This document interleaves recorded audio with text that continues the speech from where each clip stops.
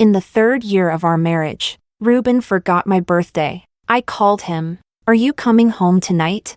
No. I'm celebrating with my best buddy who just got into a relationship. I nudged the best buddy lying on top of me. He's celebrating with you over there. The man's Adam's apple bobbed as he leaned down to kiss me. Then let's give a round of applause for love. Chapter 1.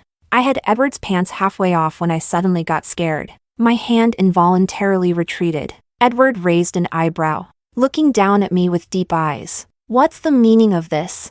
I felt a bit uneasy. After all, you're his best friend. This isn't right. We both knew who he referred to. Edward snorted. When you were all over me in the car, it didn't feel wrong. He glanced downward. Do you think this is appropriate now? Following his gaze, I glanced down at his waist, and my face turned red. It wasn't appropriate. I had been the one to seduce Edward. To leave halfway through was indeed rude. I thought for a moment. Should I call him? Ask if he's okay with the current situation? Edward deliberately moved his hips, a mischievous smile in his eyes. No, I pushed against his abs, trying to escape, but also reluctant. After all, it's my birthday today. What if he remembers and comes back to celebrate with me? It wouldn't be good if he caught us. Then go ahead and call. Edward said this but didn't get off me. My face was pressed against his chest, my features distorted under his weight. I groped for my phone, struggling. He watched without helping. I finally reached my phone and called Reuben. Hey, are you coming back tonight? I asked. It was quiet on his end, so the sound of the shower was clear. Reuben's voice was low. No, I'm busy tonight. What's keeping you? Reuben sounded a bit irritated, his tone indifferent. Edward, my best buddy. Remember him? I tensed up. Did he know? I looked up at the man on top of me. Edward was struggling to hold back. Sweat beaded on his forehead, his full weight not entirely on me, but the crucial parts were. My face flushed. Yeah, I remember. He finally got a girlfriend, and we're celebrating. What's she like? I asked. Very beautiful, very capable. Edward likes her a lot. The shower stopped, and I heard the door open. Reuben spoke faster. All right, gotta go. Edward's calling me. The celebration's starting. Edward watched my face as I hung up. So, is your husband coming back? I shook my head. No, he said you got a girlfriend and he's celebrating with you. Edward smiled. Good friend indeed. Even knows about my new girlfriend. I felt a bit down. Reuben and I had been separated for a while. He played around a lot outside. I couldn't control him, but he never mentioned divorce. I felt he still had feelings for me. It's my birthday today, no matter how bad he was. I thought he'd come back to celebrate. I even guessed he might be delaying to surprise me. Turns out, he really forgot. Seeing my distraction, Edward was displeased. Are we continuing? I nodded. Continue. You getting a girlfriend is a big deal. Let's give a round of applause for it. But, I paused for a moment and continued. In bed. I must lead. Reuben said Edward's girlfriend is very capable. I wanted to see how capable I really was. Chapter 2. I discovered that no matter how obedient a girl is, once she lets go of outdated beliefs, liberating her body is surprisingly easy. I couldn't help but exclaim. So, I'm this open-minded. Before, Reuben said he liked me for being a good girl. I would lie on the bed, doing nothing. He would give me the best of everything. Later, when he became rich, he didn't like good girls anymore. He said I was rigid, like a dead fish in bed. I tried to learn to be open-minded. I bought several pieces of sexy lingerie, curled up in bed, waiting for Reuben. But by the time Reuben made a phone call, I had secretly changed back into my pink Hello Kitty pajamas. I couldn't be wild in front of Reuben. Unexpectedly, fueled by alcohol tonight, I became the kind of woman I never dared to imagine. I almost wore Edward out. He pressed my head down. That's enough. That's enough. I told you. I'm in charge. You can't interfere. Amused, he released his hand, placing both hands behind his head. So skilled? Did Reuben teach you? Why do you care? Just enjoy it. He hissed softly. Baby, How long have you been hungry? Chapter 3.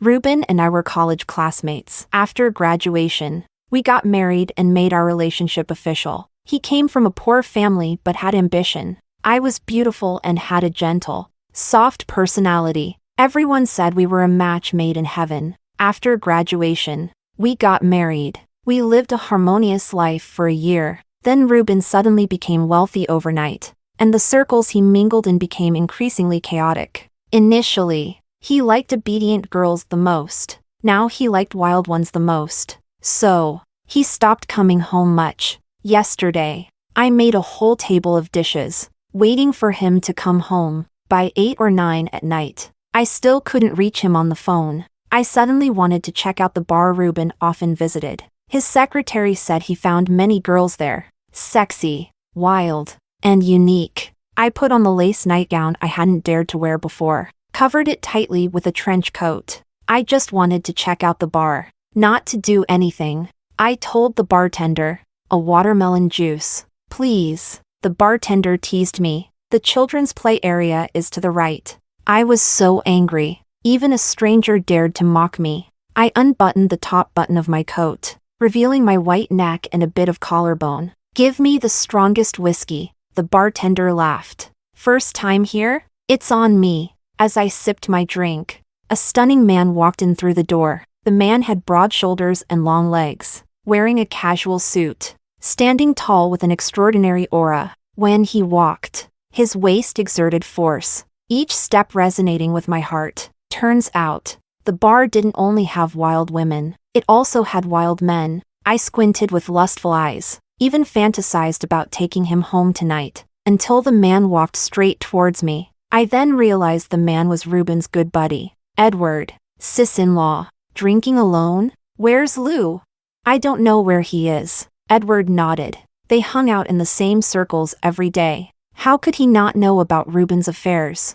I have a business meeting with a client. His voice was low and pleasant. Okay. I continued sipping my drink. Edward went to the private room upstairs. Edward and Reuben were high school classmates and good friends. Later, Reuben and I attended the same university. Edward studied abroad. After returning, he helped Reuben get rich. I'd met him a few times. Reuben told me Edward came from a family of aristocrats, appearing gentle and polite but with an extremely cold personality. He was indifferent to women, like a monk. What a waste of a good appearance. I quickly got a bit drunk, fueled by the alcohol. I ran to the dance floor. A man kept trying to unbutton my coat. Hey, beautiful, are you hot? He asked, leaning close to my ear. No, I have a cold body. I shook my head. Let me help you take it off. He reached out, grabbing my coat, insisting on helping me take it off. No, I slapped his face. He got angry and dragged me outside. Bitch, coming to a place like this, pretending to be chaste. Seeing he was about to drag me out of the bar, Edward came down from upstairs. I hurriedly called out to him. Edward, help me. The man dragging me immediately let go when he saw Edward, like a misbehaving schoolboy. Mr. Cheen, I didn't know she was with you, Edward coldly said. Let go of my sis-in-law. After that, I hazily got into Edward's car. He said he would take me home. The heater in the car was on full blast. I couldn't help but tug at my coat. The coat hung on my arm. Edward glanced at my exposed shoulder and turned down the heater. His voice was cold and deep when he spoke. Put your coat back on. I suddenly remembered Reuben saying Edward was cold and indifferent. A rebellious thought I'd never had in my 25 years came to mind. Sleep with him. Just tonight. I reached out my left hand and placed it on Edward's knee. Edward looked at me in surprise. Elma, what are you doing? I'm just resting it here. Not doing anything. Take it away. No, be careful, or I'll throw you out. Throw me out then. I'm just a bit dizzy and need to hold on to something to sit steady. Edward's chest heaved, lips pressed tightly together without saying a word. His side profile was sharp and clear, the lines perfect. He dressed with great taste, understated and elegant. His long, pale fingers on the steering wheel were pleasing to the eye. I wondered what he looked like under his clothes. I stole a glance at him. Edward? He noticed my gaze and looked at me warily. Do you have a girlfriend? No. He squeezed the word out between his teeth. Do you do one-night stands? I asked. He looked at me incredulously. Elma, you? Not me. A good friend of mine asked me to ask for her. Not interested, Edward said decisively. My hand on his knee regretfully stroked it. Gathering my courage, I said, Edward, I want to see what you look like. After a screeching brake sound, the car came to a sudden stop by the roadside. I hurriedly grabbed Edward's thigh to avoid hitting the dashboard. He parked the car. Everything became easier. I used all the techniques I had recently looked up online but hadn't had a chance to use on Edward's leg. That night, he went home with me. Chapter 4. When I woke up in the morning, my body felt like it had been run over by a truck. Sore all over. Last night, after I took the lead, I was so tired that I just wanted to sleep. But Edward didn't let me off. He bit my ear and said, Elma, it's my turn now. I was drunk and exhausted, like a rag doll being moved around by him. He seemed to praise me. Elma, you're very flexible. I couldn't remember much after that. Edward was still asleep, looking very content and peaceful. I thought Reuben was bad at judging people. He said Edward lived like a monk, cold and indifferent. A monk who knows so many positions? A cold and indifferent man who held me all night without letting go? I balled up my torn nightgown and tossed it to the bottom of the closet. Looking at the mirror, I saw the disastrous aftermath of last night. Then I quickly dressed and left the house. I'd heard that people who have one-night stands don't sleep together, because it's awkward to wake up together in the morning. I sympathized with Edward for his hard work last night, so I left my own house voluntarily, wandering around outside. At noon, Edward called me. Where did you go? I went out to run some errands. Reuben is back, he said. I was so scared my blood froze. He saw you sleeping in our marital bed? No, I just finished tidying up when he came back. I felt a bit relieved. How did you explain it? I said I was nearby for a meeting, got coffee spilled on me, and ran into you, so you let me come to your place to shower. Great story. I silently gave him a thumbs up. Elma, when are you going to divorce him? Edward asked. Why should I get a divorce? You slept with me and don't plan on divorcing him? All right, I admit it, the friend wanting a one-night stand was me. He gritted his teeth. Fine, Elma, you're something else. Then he hung up. As soon as he hung up, Reuben's call came in. Elma, where are you? I'm shopping at the mall. You went shopping first thing in the morning? I wanted to buy you a birthday gift. My birthday is still 6 months away. Right, I want to pick it out early to show I care. Reuben's tone softened, mixed with some guilt. It was your birthday yesterday, but it was hard to refuse Edward. Sorry, I couldn't be with you. I bought you a birthday present. Come home early after you're done shopping. You're so sweet, honey. I saw a beautiful necklace. Buy it if you like it. Your husband can afford it. Thank you, honey. I hung up and ran to the counter without hesitation. I wouldn't save money for a cheating husband. I picked out 5 gold necklaces. Each one was heavy. Why didn't I just buy gold bars? Because my friend told me that gold jewelry is considered personal property and won't be divided in a divorce. Gold bars will be divided.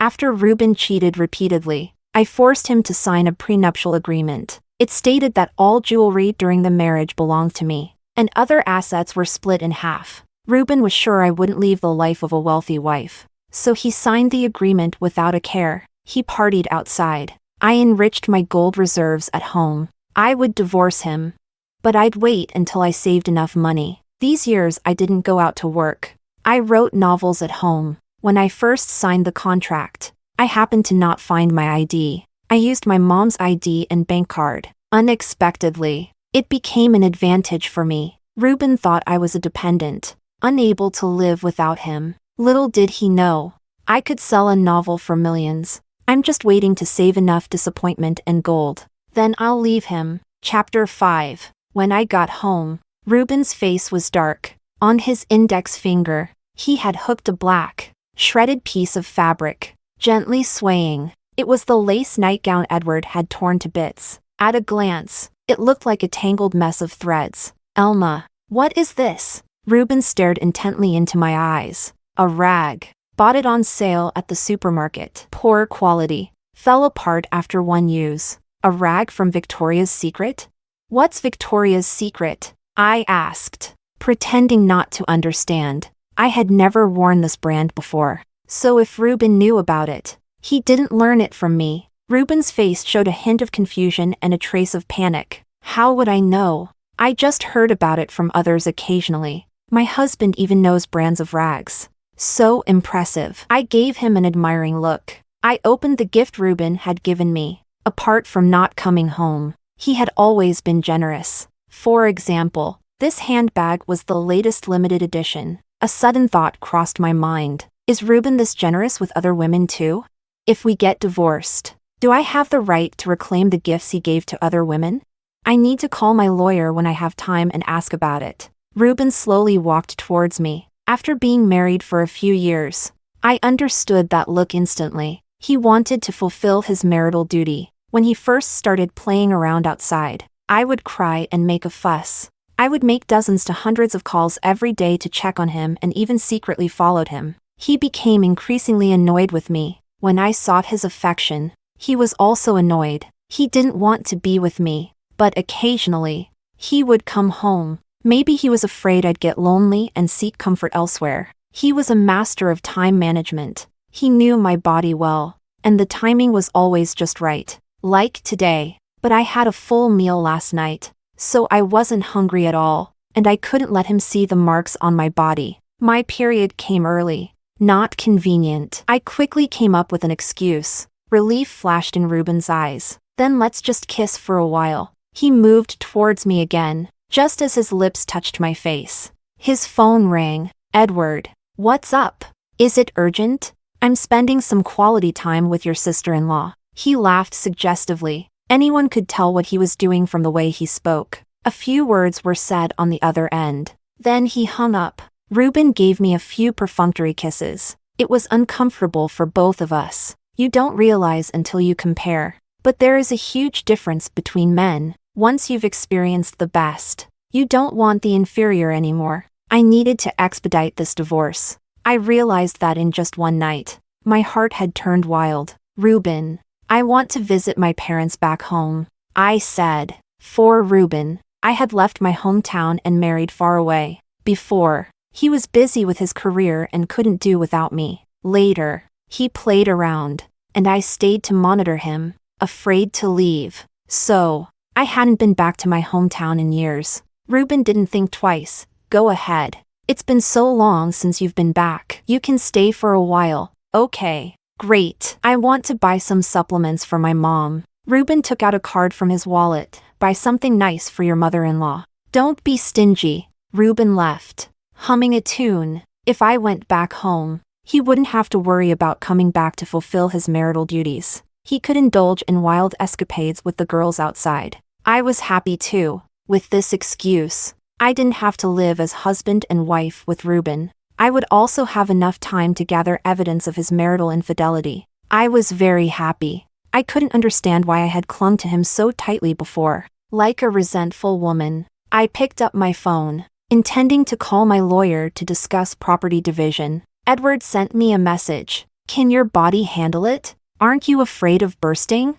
I was speechless. Chapter 6. I packed my bags and went to a hotel. The lawyer said that collecting enough evidence of Reuben's infidelity could help me get a more favorable division of property. If I had solid evidence proving that Reuben indeed gave expensive gifts to others, as his wife, I had the right to reclaim them. Wearing a mask, sunglasses, and a baseball cap, I started following Reuben. He took a seductive, glamorous girl into an apartment. I couldn't get in. He drove a luxury car in and out of high-end clubs. I couldn't get in. I didn't know anyone else. So after thinking for a long time, I could only call Edward. Edward answered the phone slowly. Divorced? Not yet. I laughed sheepishly. Why are you calling me if you're not divorced? Can't I call you if I'm not divorced? Edward was exasperated. What do you want? That night was an accident. If you don't get divorced, I won't have a second time with you. If you want me to get divorced, agree to one request. What? Come and pick me up. Wait there. 20 minutes later, Edward took me into the high-end club. It's chaotic in here. What are you doing here? You ignore me, but I want to see you. I lied through my teeth. That night was enough to soothe my 25 years of loneliness. I didn't have the guts to do it again. Edward's chin lifted slightly, and he spoke harshly. I don't want to see you. But the smile at the corner of his eyes betrayed him. Edward opened a private room and ordered a bottle of wine. He also ordered a glass of watermelon juice. The waiter said there was no watermelon juice. Edward threw a few bills on the table. If you don't have it, go buy it. The waiter left respectfully. Can I kiss you? I asked. No, he refused. Oh, I sat quietly, but he suddenly got angry, pulled me onto his lap.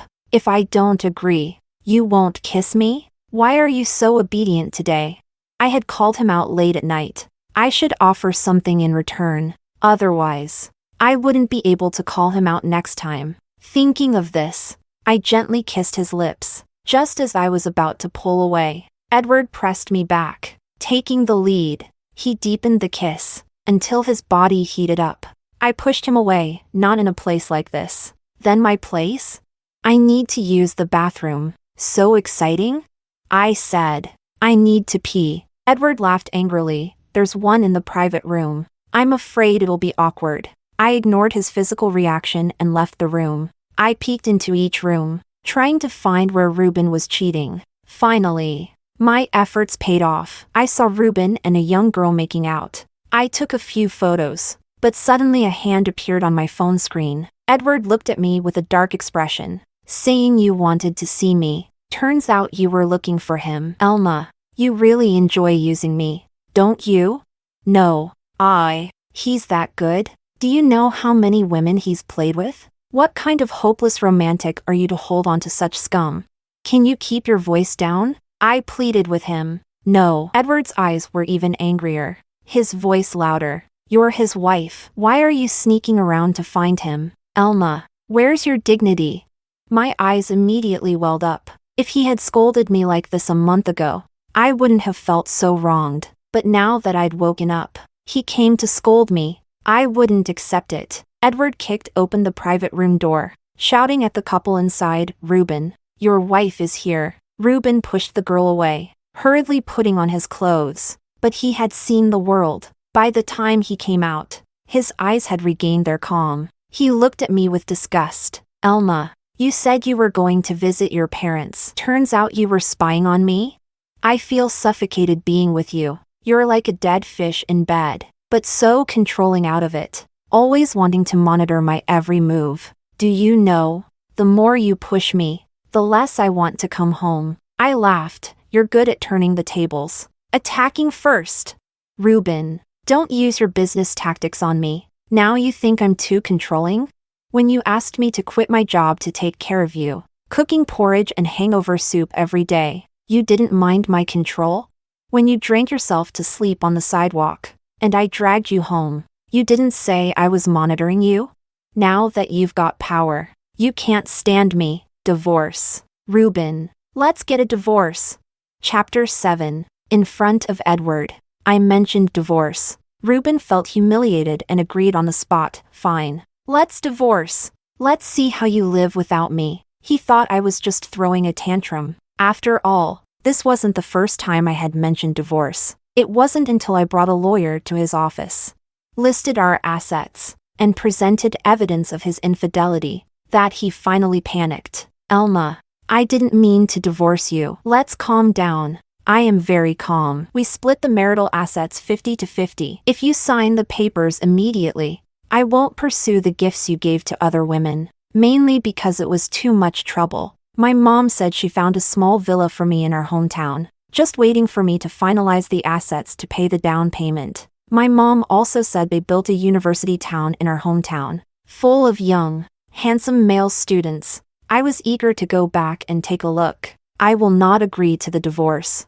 Reuben said. The smile on my face faded. Then I'll have to sue for divorce. It's time-consuming and costly, and it won't be good for your reputation. I said I'm not divorcing. What successful man doesn't play around? Didn't we get through the first few years like this? I give you money. You turn a blind eye. Be the rich wife. and live a life many people envy. But if I divorce and get the assets, I can still live that life. Elma, I don't believe you don't love me anymore, and I don't believe you can bear to leave me. Just give up on this. It seemed amicable divorce was hopeless. That afternoon, I went to court and filed for a lawsuit. As a result, Reuben, who used to avoid coming home, now came home early every day after work. He bought me flowers and thoughtfully gave me gifts. Each time, I calculated in my mind how much of our shared assets he was wasting on these superficial things. He even wanted to resume marital relations.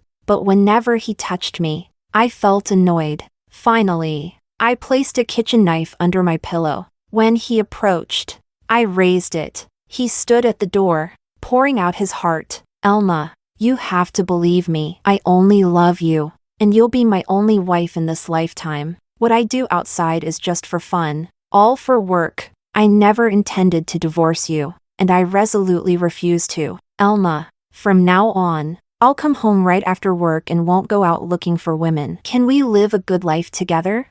I refused. No. If you try sneaking in at night again, I'll cut you with this knife. Reuben pulled his head back in fright. During the day, I was lying on the sofa petting the cat. Edward sent me a message. Divorced yet? Not yet, but soon. All right. Let me know when it's done, and I'll move in. I was speechless, but honestly, that night was truly satisfying. I often reminisced about it. Edward was a high-quality man. Before going back to my hometown, I planned to meet with him again, with him as my benchmark. I wondered if the average male students could satisfy me. Thinking about this, I couldn't help but smile. Elma, what are you smiling about? So happy? Reuben suddenly asked. I had clearly hired a maid to cook, but he said it affected our marital bond and sent her away, putting on an apron himself to cook. At that moment, he stood there with an apron on, holding a ladle, looking at me affectionately. I quickly deleted the chat history. Not divorced yet. I couldn't leave any evidence. I ignored him and went to the bathroom to shower. When I came out, I saw Reuben holding my phone. My heart tightened. Had I deleted everything? I shouldn't have taken any explicit photos with Edward, but the way Reuben looked at me was strange, making my heart pound. Reuben spoke with difficulty. Elma, why do you have so many? I held my breath. Did he find out? How should I explain? Reuben then weirdly smiled. Why do you have so many porn pictures? Damn. Scared me to death. I snatched the phone. Didn't you say I was like a dead fish in bed? Learning some advanced techniques from abroad. Reuben's eyes lit up. Elma, you still care about my feelings, right? If you had this realization earlier, I wouldn't have strayed. What man doesn't like a fling? After tasting wildness outside, I can settle down at home. Elma, after dinner, let me test your learning progress. He had a mischievous smile. In my younger years, I might have indulged. Now, it just disgusted me. I waved my hand. No, this is for after the divorce. Nothing to do with you. Reuben's face turned dark immediately. Chapter 8. That day, I was in the bedroom writing. My latest novel was doing very well, and the editor said it had a good chance of being adapted into a TV series. If that happened, it wouldn't just be tens or hundreds of thousands of small money anymore. I was writing about the night when the male and female leads first confirmed their feelings for each other, their ambiguous pull and push. In the past, when I wrote scenes like this, I would think about my romance with Reuben, but now, thinking about him made me want to vomit. So I thought about Edward instead. But that night, we were completely uninhibited. Nothing like the innocence of young love. I wondered what Edward's first love was like. He was so handsome, came from a wealthy family. Was he nervous during his first kiss? Did he develop all these skills back then? I was lost in my thoughts. Reuben came knocking on the door. I frowned and ignored him. Reuben said, Elma, open the door. Edward is here. Edward? The Edward who was just in my mind. Unclothed? Among Reuben's friends, there seemed to be only one named Edward. I closed my laptop and opened the door. Sure enough, it was the Edward the first was thinking of. Reuben scolded me. Why are you coming out to greet guests dressed like this? I lowered my eyes. Today I was wearing a pink Hello Kitty outfit. Without any underwear. I can wear whatever I want. It's none of your business. I said irritably. All right. You don't need to deliberately provoke me. I won't fall for it. Reuben smiled ingratiatingly. I asked Edward to come and talk to you. Edward has witnessed our relationship over the years and knows how hard it has been for us to get to this point. Listen to his advice and stop thinking about divorce. Reuben wanted Edward to persuade me not to divorce? Reuben really had no judgment in people. Now, besides me, Edward was the one who most wanted me to get divorced so he could move in. But it was understandable. It was said that Reuben and Edward originally had an average relationship in high school. Later, some thugs bullied Edward, and Reuben stood up for him. This moved Edward, who had been indifferent since childhood. Since then, he always included Reuben in anything good, including helping Reuben start a business and make money after graduation. That night, when I had a fight with Reuben, Edward happened to see it. Reuben didn't want to escalate the situation. The most suitable mediator was Edward. I glanced at Edward. Come in. I want to see how you persuade me. Reuben also wanted to come in, but I blocked him. All right. I won't go in. I'll make lunch for you. Come out and eat when you're done talking. Chapter 9. As soon as the door closed, Edward hugged me. His voice was full of resentment. Why aren't you divorced yet? Waiting for the court ruling. That's too slow. I can't wait. He held me in his arms for a long time, then asked hoarsely, You're not wearing anything? Why would I wear anything at home? What if he saw? He's seen it for years. That's still not okay. He'll be your ex-husband soon. You need to avoid suspicion. Then I'll put something on now. He grabbed my hand. You just know how to annoy me. I smiled triumphantly. He asked you to come. And you came?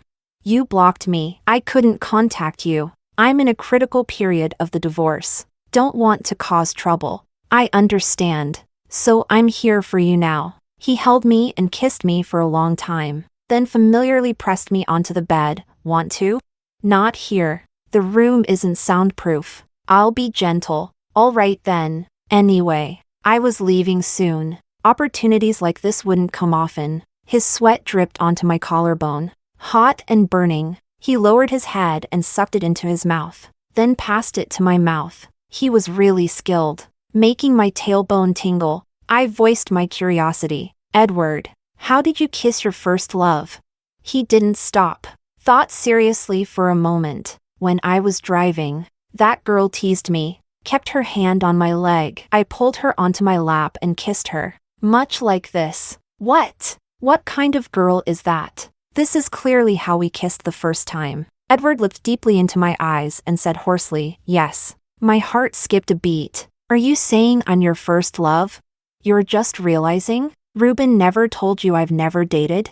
I thought Reuben was an idiot. Edward laughed softly. He is an idiot. Not cherishing such a good wife. Forcing me to make a move. I thought it was just Edward's sweet talk in the heat of the moment. Years later, I learned that Edward had coveted me for a long time. Then why are you so skilled?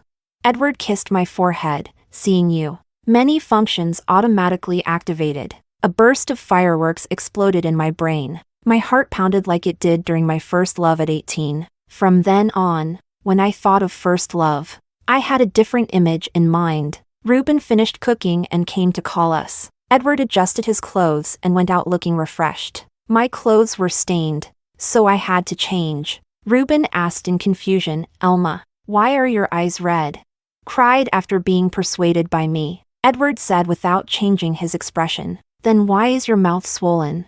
She wanted to cry but felt embarrassed, so she bit her lip. Edward added, Elma, do you also think the divorce was impulsive? Reuben asked with relief. I hate myself for not being impulsive 2 years ago. I said irritably. Reuben's face froze. Edward explained, psychological counseling can't solve the problem in 1 or 2 sessions. I'll talk to her more often. Reuben gratefully patted his shoulder. Thanks. Brother, stay for lunch. Edward waved his hand, not this time. Maybe next. Before leaving, he sternly admonished me, Elma, think carefully about what I said. I rolled my eyes at him. Reuben echoed, Yes. Elma, think carefully. I rolled my eyes again. Reuben made crayfish. He peeled the tails, clean and neat, and placed them on a plate. When we were dating in school, I liked eating crayfish but hated peeling them. Reuben always peeled them and pushed them to me. I thought, if he could peel crayfish for me for a lifetime, that would be great. After we got married, he got busy with his career, and the peeling fell on me. I peeled them and put them on his plate, and he didn't even say thank you. Elma, I made your favorite crayfish, Reuben said, looking pleased with himself. I picked up the plate and dumped it into the trash. As I got older, I stopped liking them. Reuben stood there, at a loss. Chapter 10. The court finally ruled in my favor. According to my demands, when I left the city, Reuben cried like an idiot. Elma, I regret it. I really regret it. I can't live without you. I never thought of divorcing you. Elma, I've been a jerk all these years. Give me another chance. Let me court you again. I'll make it up to you twice over.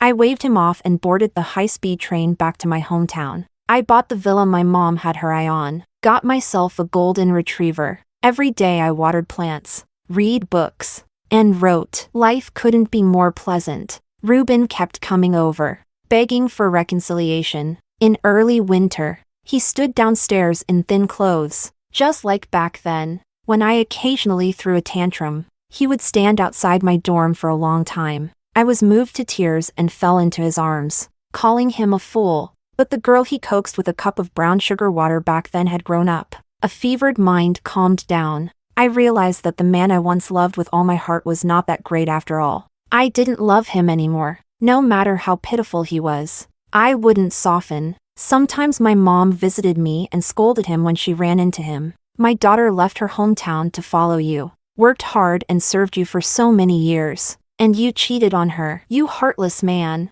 Don't let me see you again, or I'll beat you every time. Reuben started coming less frequently. Every day he sent good morning and good night messages. He shared interesting anecdotes he found online. His attitude was humble, just like I used to be all those years. Back then, whenever I found something interesting, my first thought was to share it with him. At first, he would call me silly. Then he stopped replying. Later, he scolded me, if you're bored, go shopping. Do you think I'm as free as you? So, I stopped sending. I didn't expect he'd become just like I was back then. I put him on my blacklist. He just used a new number. Edward said Reuben really didn't go out looking for women anymore. At drinking parties, when others urged him to drink, he would say, "My wife doesn't allow it." Even after the divorce, he still called me his wife. In private, he often drank himself into a stupor. When drunk, he cried, "Wife, why don't you come get me?" I thought absent-mindedly, if you really loved me that much, why didn't you act like it before? Edward, seeing me like this, got annoyed. He bumped into me and asked, "Do you regret the divorce?" Elma? If you dare think about him again, try me. Edward kept visiting me. Each time, he coaxed me into bed. I said I wanted to find young men, didn't like old men. He said young men were no good. They still needed training. Even if trained, someone else might snatch them away. I thought he had a point. Why plant trees for others to enjoy? So, I settled into enjoying Edward. When he visited, he ran into my mom a few times. My mom said she'd never seen such a handsome man. His car parked in the yard was also handsome. I said, "Mom, you have good taste." My mom proudly replied, "Of course. I always thought Reuben wasn't lucky." Is this one lucky? Whether he is or not depends on whether my daughter is willing to give him her luck. Edward was tactful. Afterward, every time he came, he visited my parents. His handsome car was filled with handsome gifts. The respect and honor my mom never experienced from the previous son-in-law, she found in Edward. Later, my mom proactively brought me my household registration book, in case you need it someday. One day, Edward found the household registration book while searching the drawer for condoms. He stopped what he was doing and immediately wanted to drag me to register our marriage. "Next time, bring your household registration book too." He raised an eyebrow, smiling lightly, "Since the day you divorced, my household registration book has been in my car." And so, we hastily registered our marriage, having experienced a failed marriage once. I made 3 rules with Edward. First, I won't move with you. If you want a marital life, you have to come to me. Second, if you cheat, we divorce immediately. Third, I don't want kids yet. You can't force me. Edward agreed to all, saying, first, I like coming to your place, feeling the family atmosphere, so you don't need to move. Second, if I cheat, I'll leave with nothing. Third, I don't want a kid either, to disrupt the happiness I finally found.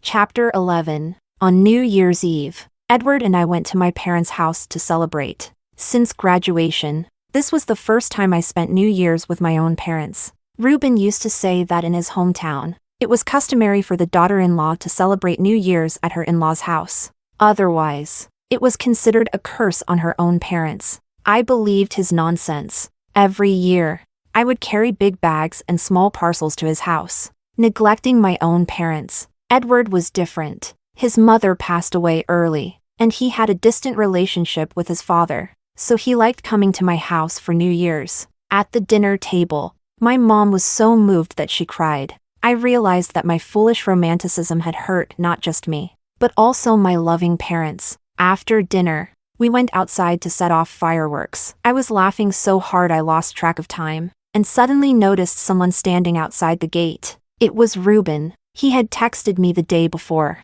saying he wanted to spend New Year's with me. I didn't reply. He said he would come to find me. I said, don't come. I didn't expect him to actually come. Reuben's puzzled eyes looked at me, then at Edward. He spoke in a dark tone. Edward, why are you at my wife's house?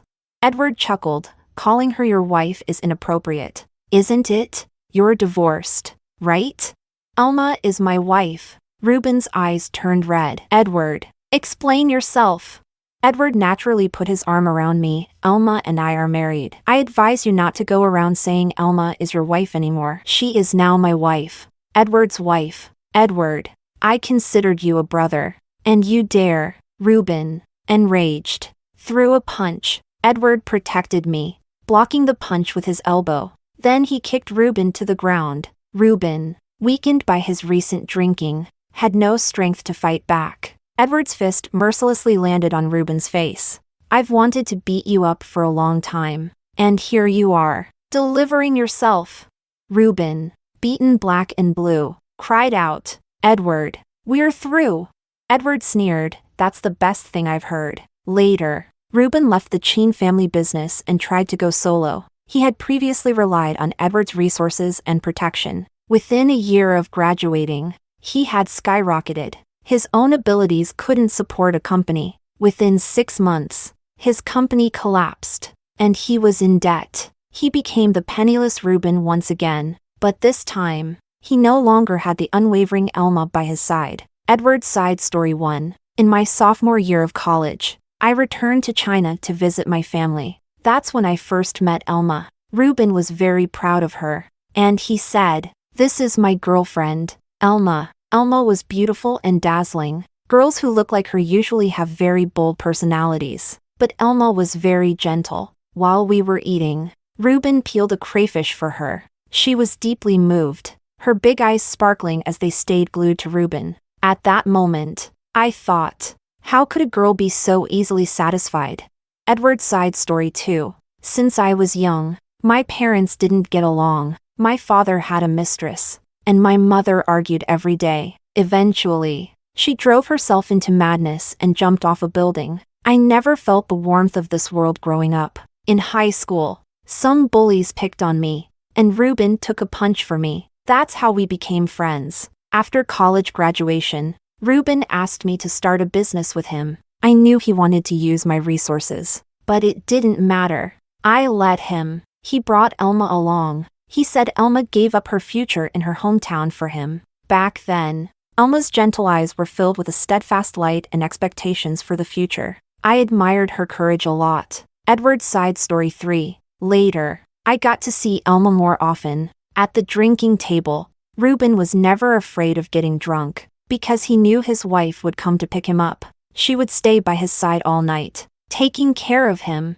Everyone else had drivers to take them home. Reuben didn't have a driver, but he wasn't worried. He would sit by the roadside, no matter how late or remote, and Elma would always find him. I sat in my comfortable car, watching Elma hail a taxi with him propped up. I felt envious. To be loved unconditionally. Reuben was truly fortunate. Edward's side story 4. Reuben's abilities were lacking. He had ambition and drive, but to make a name in the business world, ambition and drive aren't enough. I found it hard to carry him. I'm naturally cold-hearted. If I can't carry someone, I won't bother trying. I gave Reuben a sinecure. Then Elma came to see me. She said she couldn't bear to see Reuben so depressed. She hoped I wouldn't give up on him. When Elma said these words, the concern and urgency in her eyes were undisguised. Even though at that time, Reuben was already playing around with other women, Elma had caught him. But after arguing with him, she turned to me for help. Is this what they call love? I didn't understand, but I wanted to experiment. I gave Reuben a branch office. I gave him more power and status. As expected, Reuben became more and more indulgent. But no matter how many women he found outside, Reuben never thought about divorce. I asked him, if you don't want to divorce, why not just go home and live a good life?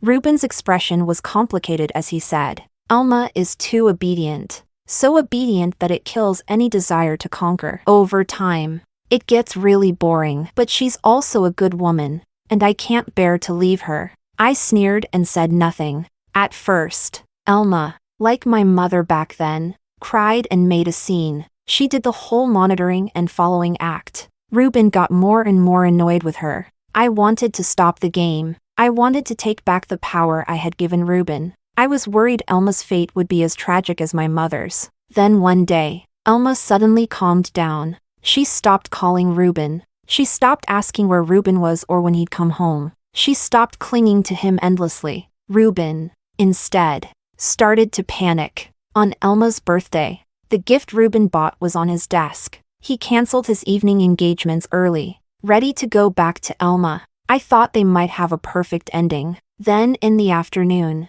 a little lover video called Reuben. Reuben sneakily answered, squinting with lust. In the end, he went to the lover's place. So, the ending was still tragic. I didn't expect to run into Elma at a bar that night, wearing lace under a trench coat. How was she obedient? She was wild beyond belief. I almost couldn't handle it. Afterward, having tasted the sweetness, I couldn't stop thinking about her. Anyway, her marriage was already rotten. I'd marry her, whether she's wild or obedient. I like her both ways. Edward's side story 5. Elma made 3 rules with me. I gladly accepted. I liked the harmonious atmosphere at her home and went there whenever I had time. I didn't want Elma to go back to the city where Reuben was. I would mind. I would get jealous. If it weren't for her, I wouldn't have considered marriage at all. She enchanted me completely. How could I think of cheating?